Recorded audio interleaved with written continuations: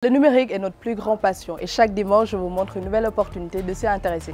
Bonsoir et bienvenue dans un nouvel épisode de Hightech 221, destination Diourbel, où s'est déroulée la deuxième édition de Baol Digital Show, un événement initié pour permettre aux habitants de s'intégrer aux activités du numérique.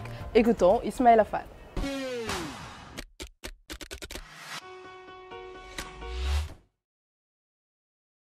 Baol Digital Show, c'est un projet établi à Diourbel, notre ville, notre chère ville. D'abord, il y a le lieu. Là où on l'a fait, c'est dans l'enceinte de la mairie de Diourbel, pour au moins avoir de l'espace. L'espace qui doit contenir plusieurs profils de l'éducation, les acteurs culturels, les artisans, les entreprises qui sont à Diourbel, un peu pour qu'ils viennent découvrir ce que le numérique peut leur apporter. Pour y accéder, c'est simple. Nous avons nos canaux digitaux qui sont en ce moment en ligne à travers le site web www.baoldigitalshow.com. Il y a le Facebook Baol Digital Show, Instagram Baol Digital Show. Là, avec tous ces liens-là, les personnes désirant se frotter, désirant comprendre le concept Baol Digital Show, peuvent le visiter, en même temps aussi découvrir les activités que nous sommes en train de réaliser en ce moment dans le domaine du numérique. Nous avons des projets futurs. En premier, c'est de pérenniser l'événement Baol Digital Show pour que chaque année ait eu lieu à Diourbel, notre chère ville. Aussi, de faire le tour du Sénégal avec Baol Digital Show comme empreinte, un projet de la ville de Diourbel qui va être décentralisé au niveau des régions suivantes. Et nous allons bientôt à Niambour pour faire le Niambour Digital Show à Louga. Suite à cela, nous allons à Djolof pour faire le Djolof Digital Show. Et notre projet est de participer au Sénégal Smart Digital. C'est pour permettre à la base de toucher le côté informel, pour que ces personnes-là puissent se frotter vers le numérique et permettre aux jeunes porteurs de projets ou bien aux jeunes qui n'ont pas de travail d'avoir quelque chose, d'avoir leur propre activité. Nous avons rencontré les artisans à Diourbel qui nous ont exposé leur problème, c'est de vendre leurs produits ailleurs. Alors, on s'est convenu de leur concevoir une plateforme e-commerce afin de leur permettre de vendre leurs produits digitalement. Que chaque artisan aura son espace de vente. Cet espace-là va leur permettre de mettre des photos de leurs produits, de les référencer, de mettre les prix, de mettre leur numéro de téléphone afin que la personne qui défile à travers le net, dès qu'il y a un aperçu, il clique dessus et avoir le contenu de l'artisan qui fait ces réalisations-là. Et nous avons même presque fini la plateforme et je crois que bientôt ils auront accès à cela. Et nous avons aussi d'autres domaines, c'est aussi côté éducation, de permettre aux jeunes élèves de se frotter vers le numérique avec la mise en place des campus digitaux. Ces campus vont permettre à chaque élève d'aller s'y frotter, d'aller au moins comprendre les métiers du digital.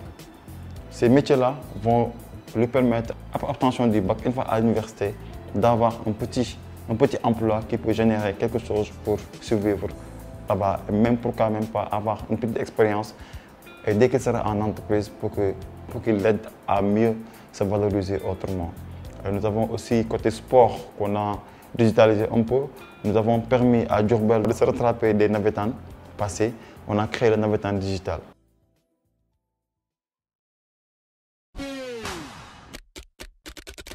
Un assistant personnel familial pour la gestion du climat à l'intérieur des maisons. C'est possible et ça a été créé par une jeune Sénégalaise du nom de Penda Fall. C'est mon coup de cœur de la semaine. Je vous laisse découvrir.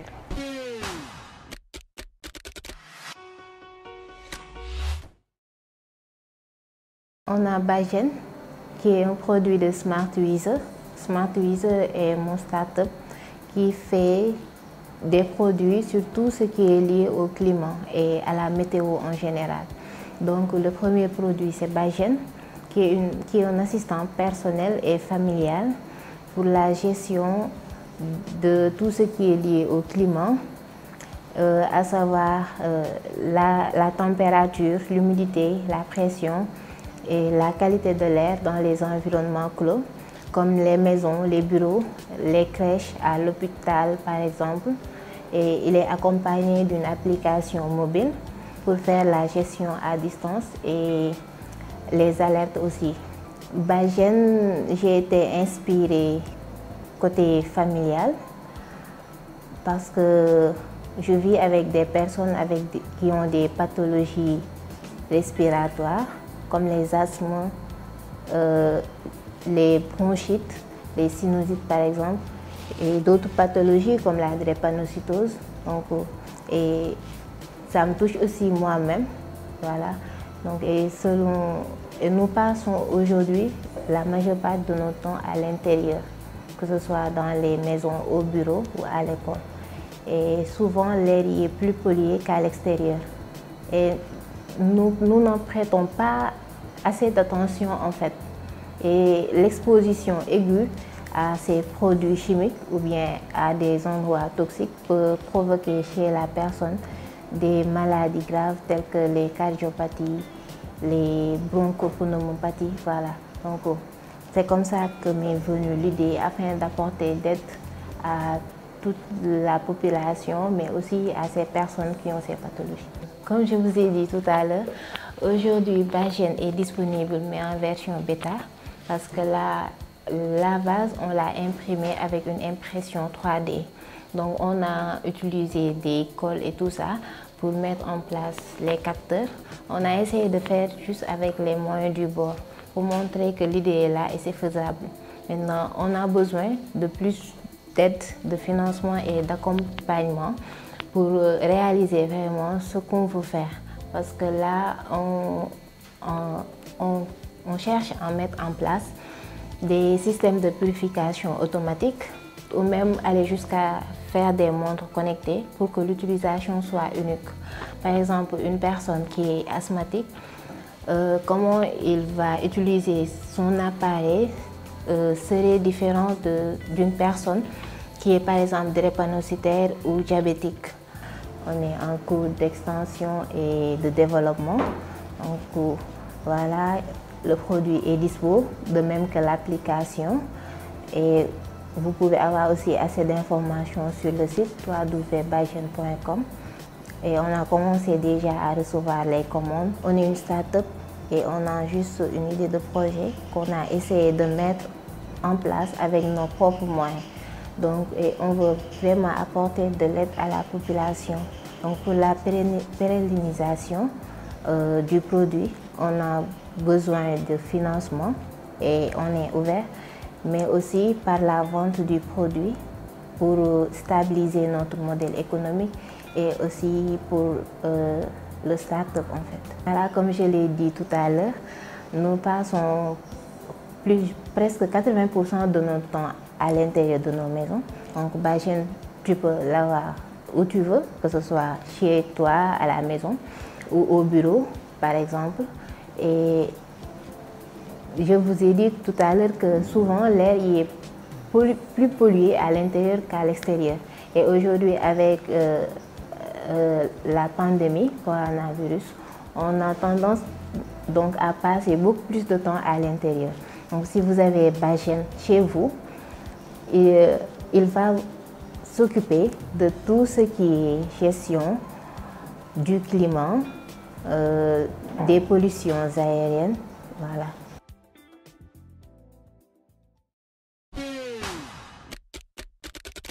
Le web est accessible mais pas gratuit. À l'instar de la consommation de l'Internet qui est payante, il existe aussi du contenu payant sur certains sites, mais aussi sur certains téléchargements. Lorsqu'on est professionnel, c'est normal d'avoir des abonnements sur le web. Mais nous avons voulu savoir si c'était le cas pour tout le monde. Alors dites-moi si vous connaissez des sites ou téléchargements ou même applications payants.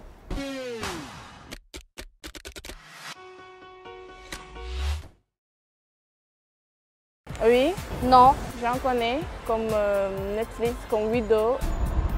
Netflix et Luma pour suivre des films et des vidéos. Vous avez des abonnements en ligne? Non, j'en ai pas. Oui, j'ai des abonnements en ligne. Bien sûr. Oui, j'en ai. Exemple, le Netflix.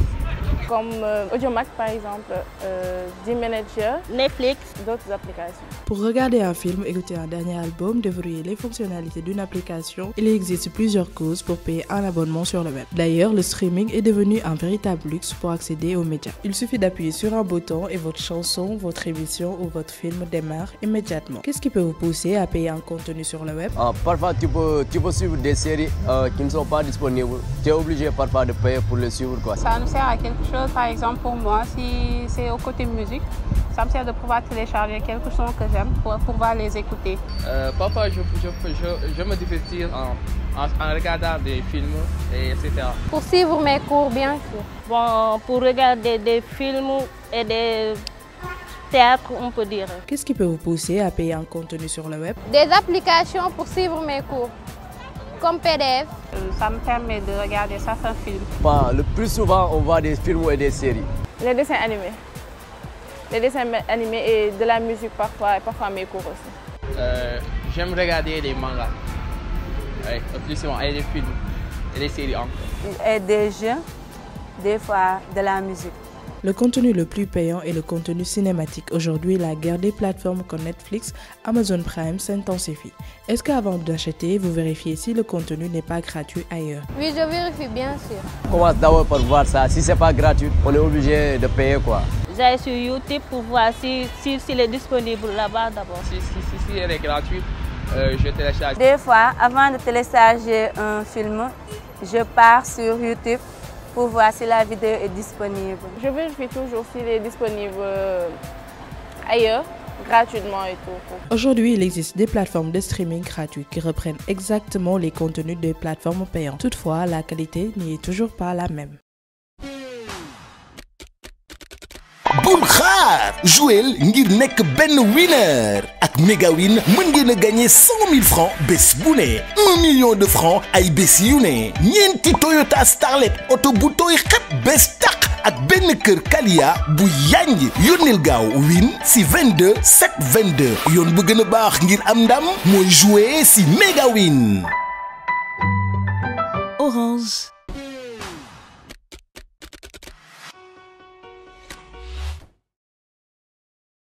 Spotify, Apple Music ou Deezer, maintenant ce sont les grandes plateformes de streaming qui font les grands artistes. L'heure n'est plus aux meilleures ventes, mais plutôt au plus grand nombre de streaming. Vous l'avez compris, notre thème d'aujourd'hui c'est la streaming musicale et pour en parler, je vais recevoir Idrissa Fall. Bonjour Idrissa. Bonjour Awa. En tout cas, on est très heureux de te recevoir aujourd'hui. Plaisir partagé. Je vais te laisser te présenter à nos chers téléspectateurs. D'accord. Bon, bonjour à tous et à tous, je m'appelle Idrissa Fall. Je suis digital manager dans une agence de communication de la place. Je suis également un très grand fan de rap galsen, ce qui m'a poussé un peu à m'intéresser au marketing musical et à travailler avec des artistes sur leur présence digitale, mais aussi sur la distribution et la monétisation de leur musique sur les plateformes de streaming comme Deezer, comme Spotify, entre autres. On a bien choisi notre invité. Alors je vais te laisser juste en fait revenir sur la définition de streaming musical parce qu'on connaît certes les plateformes mais on a du mal à définir même l'acte de stream. D'accord. En définition simple, le streaming c'est la technologie qui permet d'écouter de la musique ou de regarder des vidéos sur internet sans pour autant avoir à le télécharger. D'accord. Donc les gens, en tout cas les téléspectateurs de cette émission-là qui vont regarder high-tech sur Facebook ou sur YouTube, ça on l'appelle du streaming. Okay. Mais un autre exemple que je vais donner par rapport au rap, avant, pour écouter les albums rap de mes artistes préférés, il fallait que j'achète un CD. Maintenant, plus besoin, en fait, il suffit juste d'aller sur Spotify ou sur Deezer. Pour donner un autre exemple en rapport avec le cinéma. Aujourd'hui, on n'a pas forcément besoin d'acheter un CD pour regarder un film ou une série. Il y a différentes plateformes qui permettent de regarder ça directement sans pour autant avoir à le télécharger. On a l'exemple de Netflix, maintenant qui est très populaire. Amazon. Voilà, on a YouTube, on a Amazon Prime, on a également Wido qui est une plateforme locale. Oui. Voilà. Et aujourd'hui, quand on recherche les noms des artistes sur les plateformes de streaming, on a l'impression que tout le monde y est. Est-ce que tous les artistes sont éligibles dans les plateformes de streaming? Effectivement, oui. Tous les artistes sont éligibles aux plateformes de streaming. Il suffit d'abord d'avoir une production qui vous appartienne. Il faut d'abord avoir une production originale Ensuite, la prochaine étape, c'est de plutôt trouver un distributeur. Okay. Et pour ça, nous avons deux options. La première option, c'est de le faire nous-mêmes. Donc en passant par des plateformes que l'on appelle les agrégateurs. Okay. Donc au Sénégal, on a les plateformes qui sont les plus utilisées. On a DistroKid, on a également TuneCore, mais on a également Dido qui est la plateforme lancée par Nix. Donc si vous avez votre production originale, vous allez choisir la plateforme qui vous conviennent le plus parmi ces plateformes-là. Mais il y a un abonnement annuel à payer. En moyenne, c'est 10 € pour distribuer un single et 30 € pour distribuer un album ou un projet. Mais en tout cas, tous les revenus qui sont générés par ces contenus-là vous seront versés à 100%. On va revenir sur ça après et je vais un peu personnaliser le débat parce que comme tu l'as dit à l'intro, tu es passionné du hip-hop galsen. Je sais que tu travailles avec des rappeurs comme Dip Doundou Guiss. Aujourd'hui, on voit Dip, par exemple, il a lancé un challenge à dire tous les rappeurs sortez vos chiffres. Il y a Samo Peuzzi qui fait des affiches, qui fait des grandes affiches sur Instagram pour montrer ses chiffres de streaming. J'ai vu One Lyrical aussi le faire.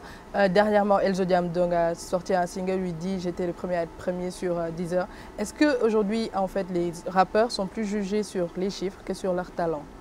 Bon, je dirais plutôt les deux. D'accord. Bon, je trouve très peu pertinent de juger un artiste uniquement sur les chiffres. Donc pour moi, c'est plusieurs critères à prendre en compte.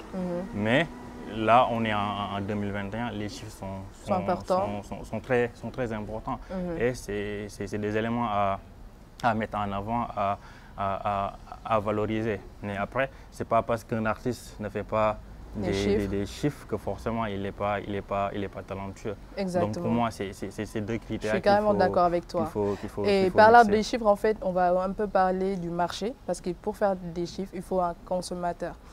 Comment tu vas aujourd'hui avec ton recul et ton talent et aussi la carrière que tu as, le marché de streaming au Sénégal? Est-ce qu'il y a en fait un marché déjà?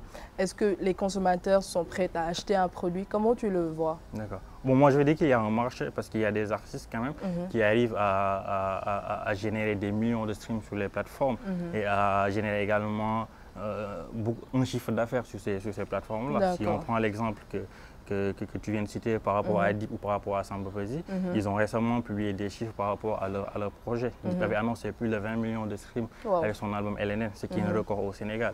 Samo Peuzzi est en train de suivre ses pas parce que son dernier album Sénégal Boy également a fait tabac sur les plateformes de streaming. On enregistre plus de 15 millions de streaming, de stream en moins d'un an. Donc il y a un marché. Et le streaming aujourd'hui est devenu une vraie source de revenus pour les artistes. Donc récemment, il y a eu la pandémie. Bon, la pandémie qui est toujours là, c'est qui a empêché à beaucoup d'artistes de pouvoir se produire, de pouvoir faire des concerts. Mais les artistes qui avaient une bonne présence sur les plateformes de streaming, qui avaient une communauté qui streamait ou en tout cas qui écoutait, eux, quand même, je ne vais pas dire qu'ils n'ont pas eu de problème, mais ils ont eu moins de problèmes comparé aux autres artistes. Mais quand même, il faut reconnaître que c'est encore timide. Il y a encore du chemin à faire, mais c'est un travail que les artistes doivent aussi faire de leur côté. Comment? En sensibilisant leurs fans sur l'importance du streaming. Pourquoi est-ce qu'ils doivent aller les streamer sur les plateformes. Arrêter YouTube. Bon, pas forcément arrêter le YouTube parce que YouTube également permet aux artistes de générer des revenus. Si toutefois ils ont monétisé ces contenus-là. Parce que YouTube également fait partie des plateformes de streaming. Donc c'est à prendre en compte. Mais il faudrait une vraie sensibilisation sur l'importance d'aller streamer les artistes. Mais également il faudrait que les fans puissent soutenir leurs artistes. Il faut qu'ils puissent leur donner de la force. Comment? En allant streamer leur musique sur les plateformes. C'est bien d'être sur les commentaires sur Facebook ou sur Instagram pour défendre ton artiste.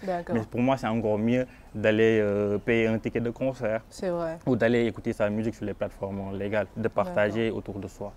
Et tu parlais des gains. Est-ce qu'aujourd'hui, c'est vrai, ça fait plaisir d'être premier sur Deezer ou sur Spotify, mais est-ce qu'il y a un revenu derrière qui appartient aux artistes? Effectivement, comme j'expliquais tout à l'heure, Tout à l'heure, je parlais de comment distribuer sa musique sur les plateformes et je disais qu'il y avait deux options. La première option, c'est de passer par les agrégateurs, ce que j'ai déjà expliqué. Mais il y a une deuxième option qui est de passer par des majors. Et ça, c'est plus les artistes qui sont très connus. Eux, ils peuvent signer des contrats de distribution avec des grandes entreprises. On a Believe, qui est une structure qui est présente au Sénégal, qui a signé des contrats de distribution avec certains artistes comme Samba Peuzzi. On a Deep qui travaille avec Dior Charles, qui est une plateforme de Sony. Pour ce cas précis, il n'y a pas d'abonnement annuel à payer.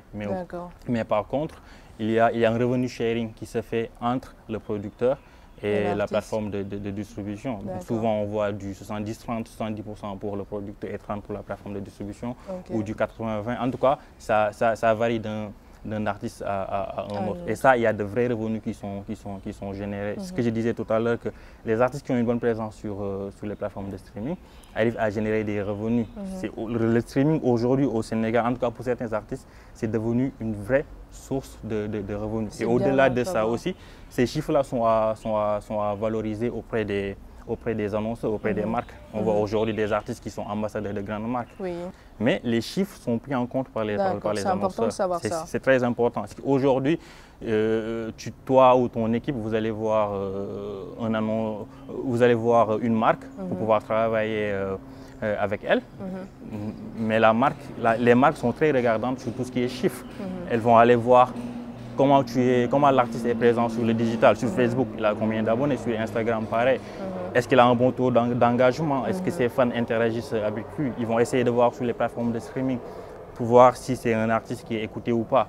Parce que ça montre la notoriété ou la popularité de l'artiste. Donc les chiffres peuvent être valorisés autrement. Au-delà même des revenus qui sont générés sur les plateformes de streaming. D'accord, c'est bon à savoir. En tout cas, on te remercie vraiment d'avoir accepté notre invitation. C'était un plaisir. Quant à nous, on va passer à Tech Tips. Aujourd'hui, on vous montre comment sécuriser l'accès de votre historique d'activité. C'est tout de suite.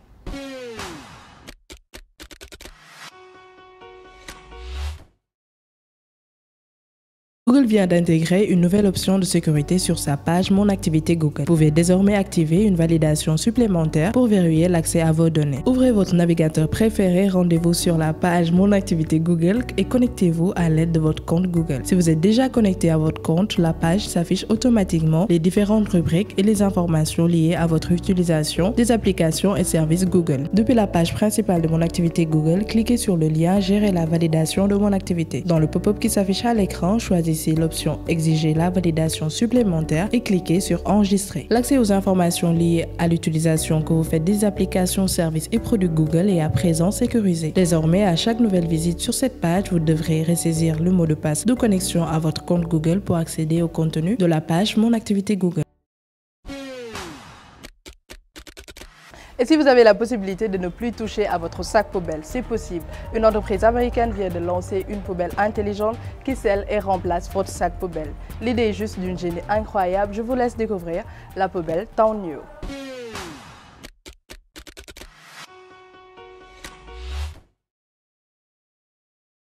La poubelle intelligente Town New comprend un capteur infrarouge qui détecte les mouvements jusqu'à 35 cm de distance. Grâce à son capteur, le couvercle s'ouvre automatiquement lorsque vous passez la main dessus, sans avoir à le toucher. Avec Town New, vous n'allez plus souffrir des mauvaises odeurs des déchets. La poubelle intelligente peut neutraliser les mauvaises odeurs, produisant un environnement plus propre dans votre maison. Une machine à laver pour lunettes. Oui, j'ai bien dit une machine à laver pour lunettes. Lens HD est un super nettoyeur pour les lentilles. Ils enlèvent les empreintes digitales, les poussières, mais aussi les huiles. C'est juste incroyable et sa taille vous permet de l'amener partout.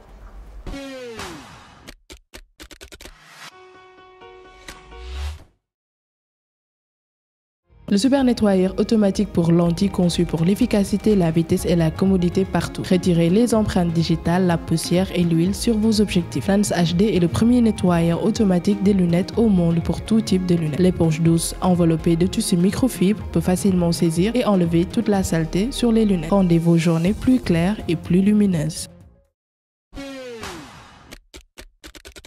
C'est tout pour votre dose technologique de la semaine. J'espère que ces 26 minutes vous ont permis d'être encore plus passionné de l'univers du digital. Nous remercions Simone Café pour ce lieu qui nous a servi de tournage. Quant à moi, je vous donne rendez-vous dans 15 jours pour un nouvel épisode de Hightech 221. Bye!